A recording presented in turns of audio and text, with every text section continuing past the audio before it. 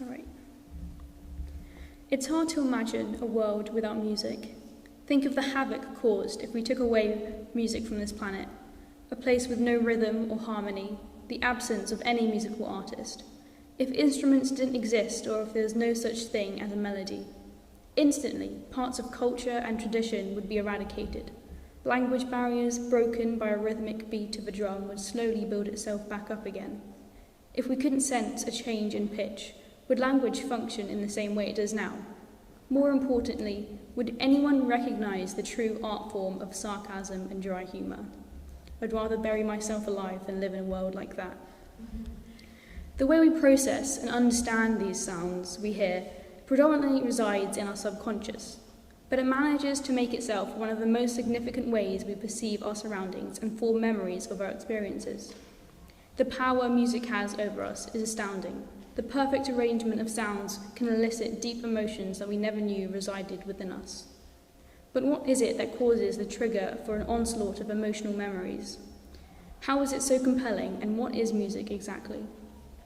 I'm just going to scratch the surface on the mysteries of music and the mind. Breaking the music we hear into components gives us an idea of how many different factors there are that can affect what eventually reaches our ears. Combining these elements in different ways can create a huge diversity of music. The brain comprehends music through the sound waves that reach the inner ear. Tiny hair cells detect these sounds vibrations, changing the mechanical stimulation into electrical signals. This happens due to the deformation of hairs opening ion channels that trigger a set of events that generates the potential of action in the auditory nerve. The cochlea converts the message and sends it off to the auditory processing section in the brain. But information isn't just received. The brain can send back impulses to control where our concentration lies. You can experience this feeling while listening to a song. Just focusing on certain elements can slightly soften the other components. It's the same process that occurs when you're sitting in a lesson, only hearing the drone of your teacher's voice, but not actually listening. Looking back to when and why music originated can help us unravel more of the complexities it has shown.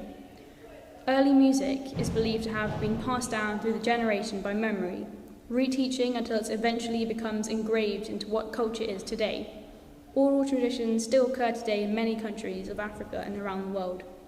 Generally, though, notation is used to spread the sounds to the melody to reach further corners.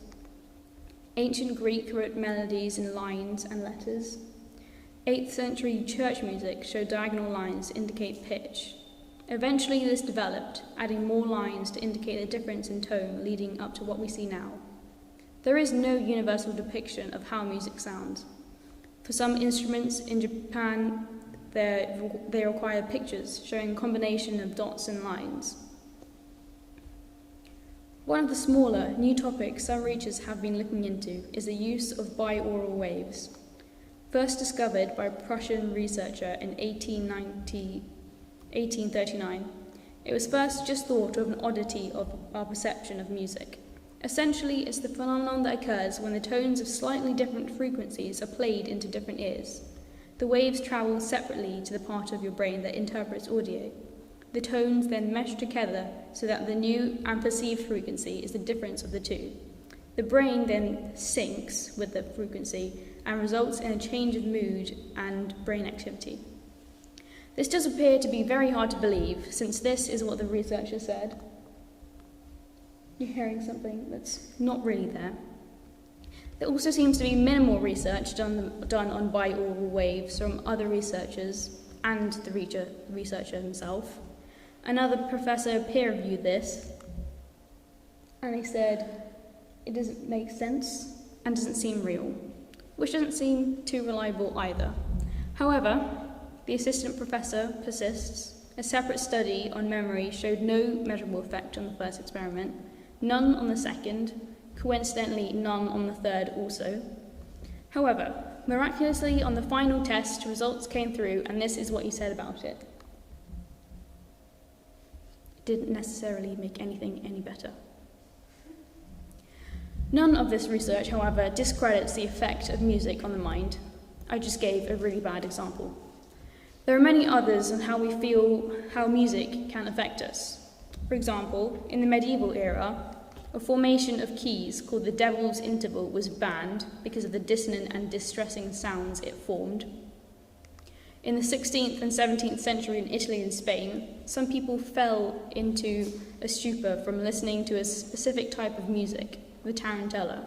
The rapid, repetitive tunes and increasing tempo captivated people into a dancing frenzy that would last for days, reportedly.